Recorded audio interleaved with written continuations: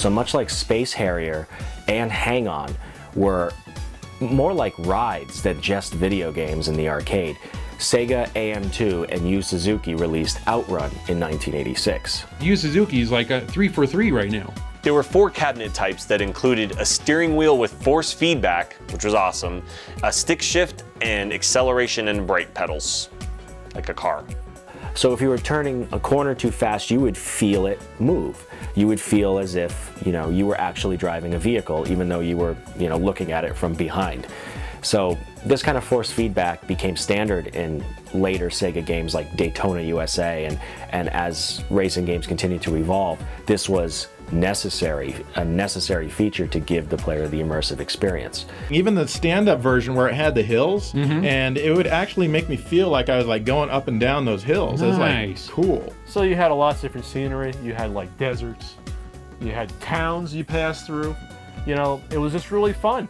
Yu Suzuki has said that Outrun is not a racing game, it's a driving game. You're not really racing against cars, you're racing against time. And cars are just obstacles getting in your way.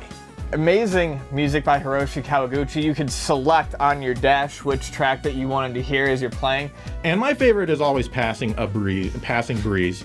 And I just like the dee-ding, dee-ding, dee-ding. And what was cool about this as opposed to other racing games was that at certain points in a level, you were able to choose a left or right within a fork in a road.